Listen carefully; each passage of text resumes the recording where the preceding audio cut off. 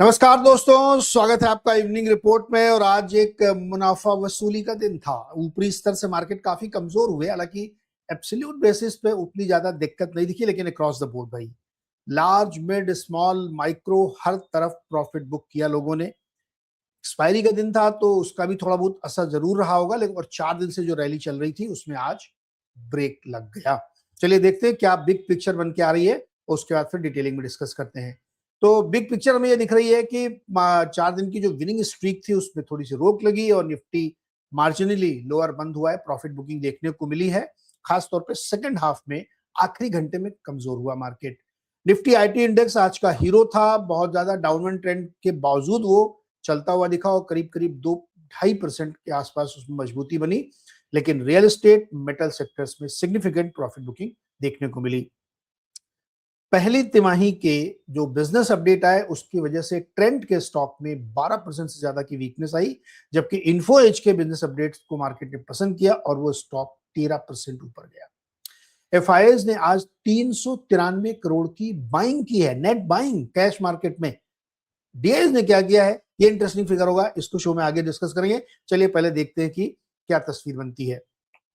31 point नीचे गया Nifty 24,398 पे। आज मौका था उनके पास ऊपर जाने का, गया भी, लेकिन सस्टेन नहीं कर पाया और नीचे आया। हालांकि 30 पॉइंट है, कोई बड़ी बात नहीं है। 565 पॉइंट गिरा निफ्टी बैंक, 90 गिरा, 61, 125, 170, सारे इंडाइसेस दिखे आप रेड में है। सब में कमजोरी हुई। स्मॉल और माइक्रो कैप में थोड़ी सी ज्यादा वीकनेस दिखी, ज्यादा प्रॉफिट बुकिंग हुई। और सबसे दिलचस्प है इंडिया विक्स 1.4% डाउन 11.65। देखिए 12 के नीचे अगर विक्स है और आज भी कमजोर हुआ तो ये तो कहा ही नहीं जा सकता कि मार्केट में किसी भी तरीके का फियर है। ना उसको कोई एक्सटर्नल फियर है कि कोई युद्ध की क्षेत्र से कुछ आया हो, ना उसको कोई डोमेस्टिक भी बड़ा फियर दिख रहा है, ना कोई ऐसी करेंसी। रादर करेंसी मजबूत हुई है, आज रुपया आज मजबूत हुआ है, 95 के नीचे आया है, फिर भी मार्केट में प्रॉफिट बुकिंग हुई। मोटा मोटा मतलब इसका ये है कि एक्सपायरी तो एक रीजन था ही था। 4 दिन से जो मार्केट में लगातार तेजी थी, लोगों ने आज प्रॉफिट बुक किया। क्यों बुक किया, ऐसा क्या हो गया, क्यों बुक कर रहे थे? मेरे हिसाब से शायद इसलिए क्योंकि अब 2 दिन बाद से रिजल्ट सीजन शुरू हो जाएगा और दिग्गज से शुरुआत होगी, टीसीएस से। तो अर्निंग सीजन कैसा आएगा पता नहीं, क्योंकि बिजनेस अपडेट आप जो देख रहे हैं ना कि एक का अच्छा आया तो 12% ऊपर, एक का खराब आया तो 12% नीचे। रिजल्ट खराब आएंगे तो ऐसा ही रिएक्शन हमें देखने को मिलेगा। तो इसलिए फियर फैक्टर नहीं है, लेकिन प्री पोजिशनिंग जरूर मार्केट में देखने को मिल रही है। चार्ट में अगर आप देखेंगे तो देखिए आखिरी घंटे में एकदम पिटाई हो गई और हाई से अगर आप देखेंगे तो हाई काफी ऊपर था, वहां से तो अच्छा खासा करेक्शन हुआ। तो एक एनालिसिस का भी तरीका हो सकता है कि अपने हाई से काफी टूटा है निफ्टी, और अपने हाई से बैंक निफ्टी भी काफी टूटा है। कहाँ खुला और कहाँ बंद हुआ। तो प्रॉफिट बुकिंग तो सॉलिड थी, इसमें कोई डाउट ही नहीं है, लेकिन फियर फैक्टर से मैं इंकार कर रहा हूं क्योंकि विक्स हमें वैसा इंडिकेशन नहीं दे रहा है। किसने मदद की, किसने गिराया? तो आज का हीरो सेक्टर आईटी था। देखिए Infosys, TCS, HCL tech, tech Mahindra, सब में मजबूती थी और बढ़िया कंट्रीब्यूशन किया है। मतलब अगर वो 30 पॉइंट जो ग्रीन में है वो और बड़े ग्रीन में होते अगर आज टीसीएस और इन्फोसिस ये सब खड़े नहीं होते तो। गिराया किसने? ट्रेंट ने। ट्रेंट में आज बड़ी बिकवाली हुई बिजनेस अपडेट के बाद। रिलायंस में 25 पॉइंट की बिकवाली, आईसीआईसीआई बैंक में। ये सब कल के हीरो थे, आज जीरो। जीरो नहीं, मतलब जीरो थोड़ा ओवरवर्ड है। आज के प्रॉफिट बुकिंग वाले सेक्टर्स। एक बड़ी मजेदार बात है जो हमेशा मैं आपसे कहता हूँ कि जिस दिन बैंक चलता है उस दिन आईटी नहीं चलेगा, जिस दिन आईटी चलेगा उस दिन बैंक नहीं चलेगा। ये एक अजीब खेला मार्केट में चल रहा है। खैर एनीवे, ड्रैगर्स और पुलर्स आपके सामने, किसने मदद की निफ्टी की और किसने नहीं की।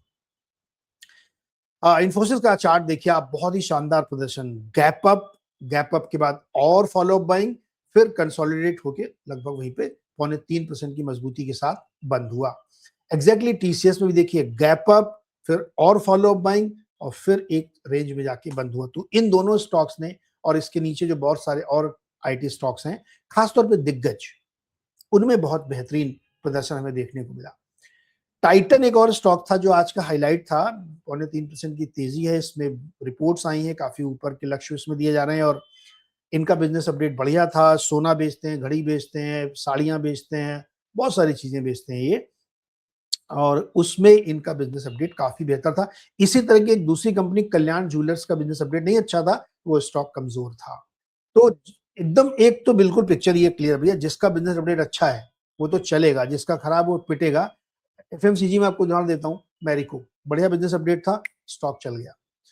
कमजोर है भैया तो नहीं चलेगा। अब ये बड़ा इंटरेस्टिंग फिगर यहाँ पे देखने को मिल रहा है। ट्रेंट वेस्ट साइड और जूडियो की जो स्टोर चलाने वाली कंपनी है, स्टार बाजार भी इनके पास है। आप देखिए कितना बुरी तरीके से पिटाई है, 12.5% कमजोर हुआ है।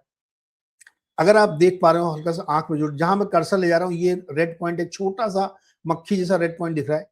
यहां से एक झटके में नीचे गैप डाउन किया इसने, और गैप डाउन के बाद लगातार गिरता रहा, और अंत में जाके देखिए एकदम मतलब और खुला होता मार्केट 1.5-2 घंटा तो और नीचे जाके बंद होता है। इस तरीके का बुरा प्रदर्शन इसका था, क्योंकि इनका बिजनेस अपडेट मार्केट की उम्मीद से बहुत नीचे था। 19% की ग्रोथ इन्होंने दिखाई है, जबकि उम्मीद थी 25% ग्रोथ की। और स्टोर एडिशन में वेस्ट साइड का सिर्फ एक स्टोर जोड़ा इन्होंने क्वार्टर के दौरान, और जूडियो के आई गेस 18-19 करीब जोड़ा इन्होंने, जो मार्केट को पसंद नहीं आए। तो इसलिए ट्रेंड की पिटाई हुई है, और इस पिटाई के बावजूद स्टॉक अभी भी 90 के मल्टीपल पर ट्रेड हो रहा है, विच इज सो एक्सपेंसिव। तो पता नहीं मार्केट क्या एक्सपेक्ट कर रहा था, लेकिन कमजोरी देखने को मिली। आरआईएल में भी खुला तो ठीक था, लेकिन वो टिक नहीं पाया, फिर एक गैप डाउन हो गया, फॉलोअप सेलिंग देखने को मिली। फिर पूरे दिन वो सस्टेन करने की कोशिश कर रहा था, लेकिन कर नहीं पाया, और आखिरी 1 घंटे में तो बिल्कुल नीचे जाके एकदम डे लो पे जाके बंद हुआ, 1% कमजोर हुआ। तो इसने भी दबाव बनाया, क्योंकि ये सबसे बड़े वेटेज वाले स्टॉक है। एडवांस डिक्लाइन का नंबर अच्छा नहीं है भाई। 24 पॉइंट निफ्टी, 24 स्टॉक केवल निफ्टी में ग्रीन में थे। निफ्टी 500 में 325 स्टॉक रेड में बंद हुए हैं, और ओवरऑल नंबर आप देखिए 1600 स्टॉक पॉजिटिव और 2536 स्टॉक नेगेटिव है। तो आज का तो ये एडवांस डिक्लाइन अच्छा ही नहीं, बढ़ने घटने वालों की संख्या आज बेयर्स के फेवर में थी। और ये आपको इस हीट मैप में साफ साफ दिखेगा कि आज ग्रीनरी बहुत कम है, पिंक, रेड और मरून आपको ज्यादा दिख रहे होंगे, नजर पड़ते ही लाल रंग दिखता है, तो ये दिक्कत है। तो आज ना तो दिग्गजों ने सपोर्ट किया, और मिड और स्मॉल कैप में तो प्रॉफिट बुकिंग हो ही रही थी। तो नेट नेट आज प्रॉफिट बुकिंग का दिन था। और आईटी स्टॉक्स में थोड़ी सी रौनक इसलिए क्योंकि एक एनालिसिस ये दिया जाता है कि जब कोरियन मार्केट गिरता है तो हम लोग चलते हैं। तो ऐसा हमें लगता है कि कोरियन बेच के लोग यहाँ पैसा लगा रहे हैं, ये सच नहीं है, क्योंकि डेटा सपोर्ट नहीं कर रहा है। ऐसा कोई बाइंग नहीं दिख रही यहाँ पे। क्या किसी एफआई का बड़ा बाइंग फिगर देखा आपने? तो कौन खरीद रहा है? तो ये मुझे लगता है कि जो केवल एक ट्रेडिंग के हिसाब से मार्केट में आईटी को फ्लेवर मिल रहा है, और वो भी अर्निंग से पहले। मुझे नहीं पता कि अर्निंग कैसी आएगी, लेकिन हो सकता है कुछ लोगों को लग रहा हो कि चूंकि अंडर ओन्ड है, बहुत पिटे हुए हैं, तो थोड़ा अच्छा रिजल्ट आ गया तो आईटी चल जाएगा, थोड़ा बहुत टेक्निकली चली जाएगा, या खराब है पिट सकता है। तो इसका real pre positioning IT stock से आपको थर्सडे पता चलेगी, क्योंकि टीसीएस का रिजल्ट गुरुवार को आएगा और शाम को आता है पोस्ट मार्केट। तो उसमें नजर बनानी पड़ेगी कि कैसा रिजल्ट है, और थर्सडे को आईटी का जो रुख है उससे हमें समझ में आएगा। आगे बढ़ते हैं लूजर और गेनर सेक्टर्स में। देखिए रियल एस्टेट में अच्छी पिटाई, मेटल में energy, media, pharma, PSU bank लगातार पिट रहा है, और उसमें प्रॉफिट बुकिंग कंटिन्यूस हो रही है, क्योंकि चला भी बहुत था। और आईटी सेक्टर 2.5% के लगभग चला है। एकमात्र सेक्टर जिसको आप हीरो कह सकते हैं, एफएमसीजी में बहुत थोड़ी सी रौनक थी, वो भी मतलब मेरको वगैरह अच्छा प्रदर्शन कर रहे थे। तो आईटी इंडेक्स आप कह सकते हैं कि आज का हीरो सेक्टर था। कल जैसे बैंक ने बढ़िया प्रदर्शन दिखाया था, एचडीएफसी बैंक कल 90 पॉइंट का कंट्रीब्यूशन था, आज नेगेटिव कंट्रीब्यूशन था, तो इसलिए मार्केट में कोई रौनक आज दिखी नहीं।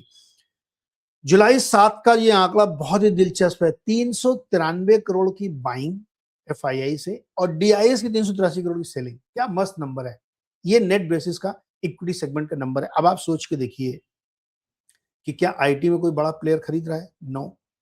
तो कोरिया का कोरिलेशन क्यों जोड़ रहे हैं आप? जबरदस्ती वाली बात है, एक दिन उधर गिरा तो इधर खरीदने ले। सेंटीमेंट होता है कि अच्छा वहां गिर रहा है, चिप वाले स्टॉक गिर रहे हैं तो हम खरीद लेंगे। That's not the case.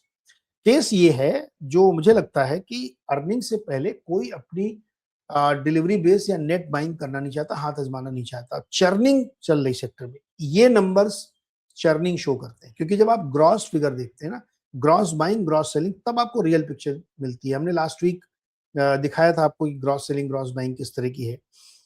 तो चूंकि रिजल्ट सीजन शुरू होने वाला है, बड़ा दिग्गज रिजल्ट से शुरुआत होगी, तो कोई रिस्क क्यों लेगा, ना एफआई ना डीआई।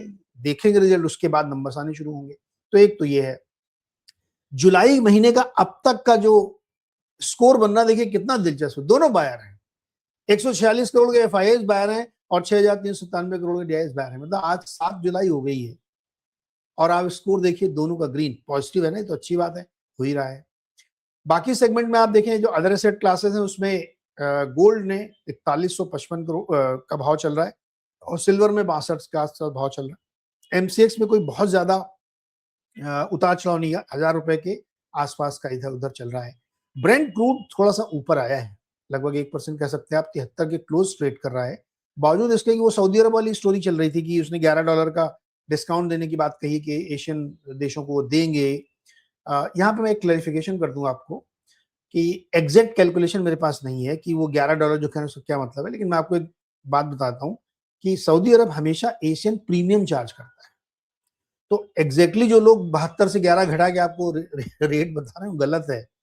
हमें ये देखना पड़ेगा कि केस टू केस बेसिस पे और वैरायटी टू वैरायटी बेसिस पे कितना प्रीमियम वो लेते थे और फिर वो कितना डिस्काउंट हमें देंगे, तब रियल पिक्चर पता चलेगी। तो इसलिए बहुत सारे चैनलों पे एक बिल्कुल ब्लैंकेट एनालिसिस कर दिया गया कि 72 चल रहा है 11 घटा लो आप। ऐसा नहीं होता भाई, तेल की दुनिया डिफरेंट है। तो इसलिए तेल बढ़ता रहा और डिस्काउंट भी चलता रहा। एनीवे खैर, बॉन्ड यील्ड और आईएनआर, देखिए रुपया आज मजबूत हुआ है। कल हम लोगों ने देखा था 95 40 95 50 के भाव, आज 94 97 95 से नीचे है, फिर भी मार्केट में कोई पॉजिटिव इफेक्ट नहीं था। और इनफैक्ट करेंसी अगर हमारी मजबूत हो रही तो आईटी बिल्कुल नहीं चलना चाहिए था।